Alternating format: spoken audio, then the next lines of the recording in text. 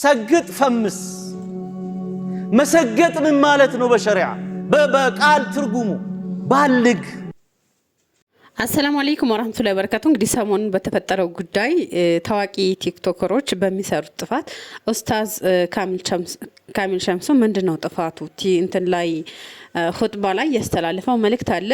የሙስሊሙ ወጣት ወደ ጥፋት እንዳይሄድ ግዴታ አንድ ሰው ለመታወቅ ብሎ የሆነ ማይሆን ከእስልምና ውጭ ሐራም ነገር እንዳይሰራ እሱ ሰግጥ ገንዘብ አግኝ በማንኛውም መንገድ አይነት ነገር ነው እንግዲህ ቲክቶከሩ ሲያስተላልፍ የነበረውና ኡስታዝ ምንድነው ጥፋቱ? አይ ኡስታዝ በዚህ ጉዳይ እንዴት ትገባለህ? እንደውም እኮ አዶናይ ለባቡል ኸይር ቻሌንጁን እንዲሰጥ አድርጓል። ቢያንስ 8 ሚሊዮን ብር ለባቡል ኸይር እንዲገባ አድርጓል አይነት ነገር ነውና መጀመሪያ እሱ ለራሱ እኮ ስኬት ሊሆን ይችላል ያንን ነገር እንደውም እኮ እሱ መጀመሪያ የባቡል ኸይርን ጉዳይ ባያሳካ ኑሮ ተሸላሚም ላይሆን ይችል ነበር፣ ላያሸንፍም ይችል ነበርና ታስታውስ እንደሆነ ዩቲናስ የምትባለው ከሰይፉ ጋር ስትቀርብ እሱ ደግሞ ወዳው የሆነ ነገር መስራት እንዳለበት አሰበና ቀጥታ የባቡል ኸይርን የተሰጠውን 8 ሚሊዮን ብር ቻሌንጅ እንዲሳካ አደረገ ማለት ነውና እዚህ ጋር ሁሉም ለራሱ ጥቅም ነው። ኡስታዝ ደግሞ በልጁ ንግግር ባደረገው ኸይር ስራ ኦኬ፣ ግን በልጁ ንግግር ብዙ ሙስሊሙም ሆነ ማንኛውም ወጣት እየተሳተፈበት ስለሆነ በዚህ ጉዳይ እንዳትሳተፉ ለማስጠንቀቅ ያህል ነው እና ኹጥባው እስከ መጨረሻው እስኪ እንስማው። ምንድነው ጥፋቱ? ብዙ ሰዎች እንደ ጥፋት እንደ ስህተት አድርገው ሲመለከቱ ስላየሁ ነው። እናንተስ እስኪ ሐሳብ አስተያየታችሁን ኮሜንት ላይ አስቀምጡልኝ። ሰግጥ ፈምስ መሰገጥ ምን ማለት ነው? በሸሪዓ በቃል ትርጉሙ ባልግ፣ ድንበር እለፍ፣ ሰውን አትስማ ብልግና ማለት ነው። ይህን የሚያይ ወጣት ይህን የሚያይ ማህበረሰብ ዝም ብለን ካለፈን አላህስ ምንድነው ምለን? በሚዲያ ወጥቶ ለመታወቅ ሰው ልጅ መባለግ፣ ትውልድን የሚገል ተግባር መፈጸም፣ ንግግር መሰራጨት አለበት ወይ? በሸሪዓችን እኮ አላህ በአንድ ወንጀል የፈተነህ እንደሆነ ወኢዛ ቡሊቱም ፈስተቲሩ ነው፣ መሰተር ነው ያለበት፣ መደበቅ ነው ያለበት። የቁሉ ነቢዩ ሰለላሁ ዐለይሂ ወሰለም ኩሉ ኡመቲ ሙዓፋ ኢላ ልሙጃሂሪን፣ እመቶችን አላህ ይቅርላችኋል ሁሉንም አሉ። እነማን ሲቀሩ? ደብቆ ማዕሲያ ወንጀል ሰርቶ ከዛ በኋላ አደባባይ ወጥቶ ይውልኝ ብሎ እንደ ጉራ ያንን ወንጀላቸውን የሚነዙ ሰዎች ሲቀሩ አሉ አላህ አፉ ይላቸውም አሉ። የት ነው ያለነው?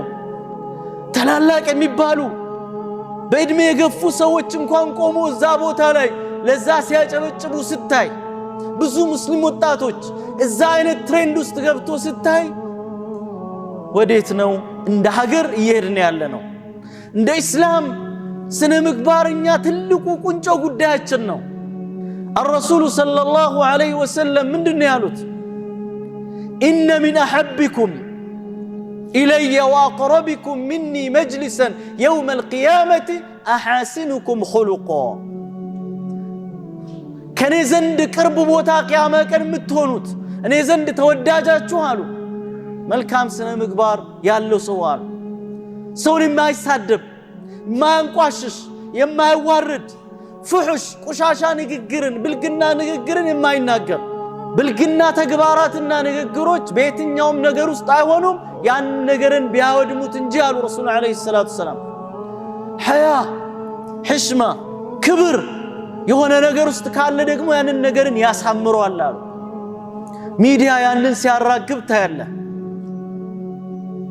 እዛ ላይ ወጥቶም ዳዕዋ ሀገራዊ ጉዳይ የሚዲያ የሆነ ጉዳይ ተብሎ ዳዕዋ የሚያደርግም ሰው ታያለ። እዛ ቦታ ላይ ወደ ሃይማኖቱ ሐቅ ያዘው ሙስሊም አፉን ዘግቶ ተቀምጧል።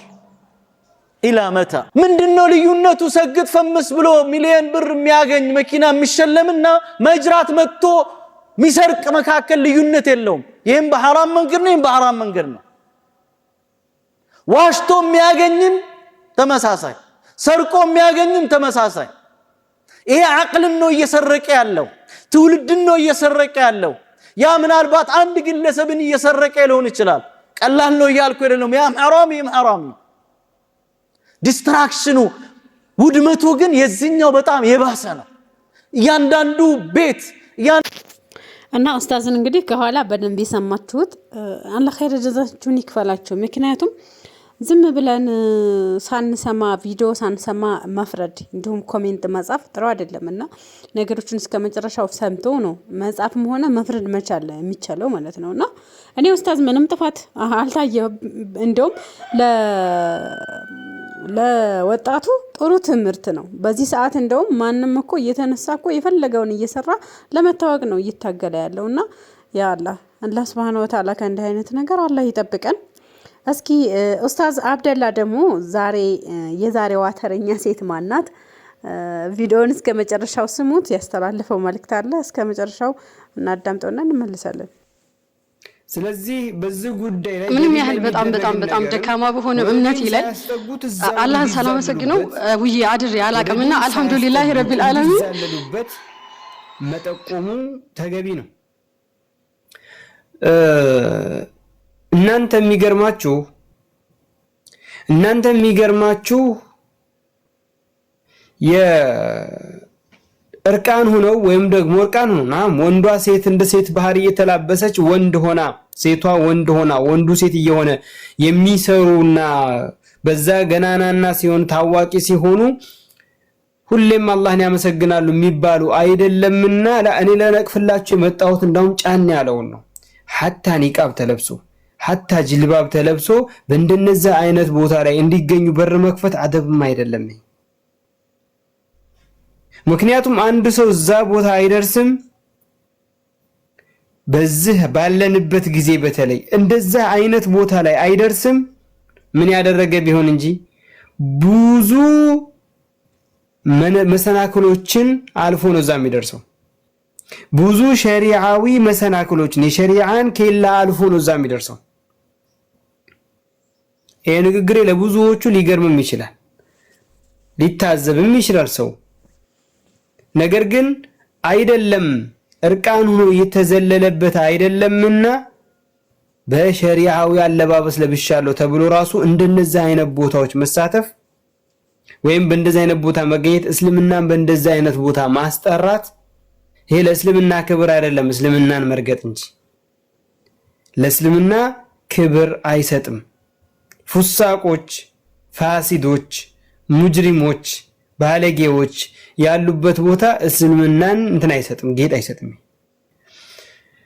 ታዲያ على كل حال الله سبحانه وتعالى ቀልብ ይስጠንና ወደ ሐቅ መንገድ ላይ ያጽናን ይሄንን ጉዳይ ሁሉም ሰው ሊያውቀው ይገባል እንግዲህ ኡስታዝ አብደላ ተከከል ነው የተናገረው አዋርዱ ላይ እንግዲህ ስንት አይነት ሰዎች ስንት አይነት በቃ ይሆናል አይደል እንደ ሃይማኖት እንተታችሁት ይሆነ ከባህል ጋር እንኳን ሲታይ እርቃናቸውን ሆነው እንደፈለጉ በሚሆኑበት ላይ እስልምና በዛ ቦታ ሊነሳ ይገባም እስልምና አልহামዱሊላህ የተከበረ ሃይማኖት ነውና ቦታ አለው ያ ቦታ ለእስልምና ክብር የሚመጥን አይደለምና ያው እንደዛም ሆነ አይታቸዋልና አልহামዱሊላህ አላህን አመሰግናለሁ ይላሉ ግማሹን ጸጉራቸውን ገልጠው እና ግማሽ ጡታቸውን እያሳዩ ማለት ነውና አላህ ሙስተዓምን እንጃ አላህ ሂዳያ ይስጥ እንግዲህ በተለይ ለዩቲናስ ብዙ ጊዜ ተነግሯታል ግን የምትሰማም ፍጡር አይደለችም አላህ ልቦን ይመልስላት ሌላ ምንም ምንለው ነገር የለም የዛሬው ቪዲዮአችን ይሄን ይመስላል ሰላም አለይኩም ወራህመቱላሂ ወበረካቱ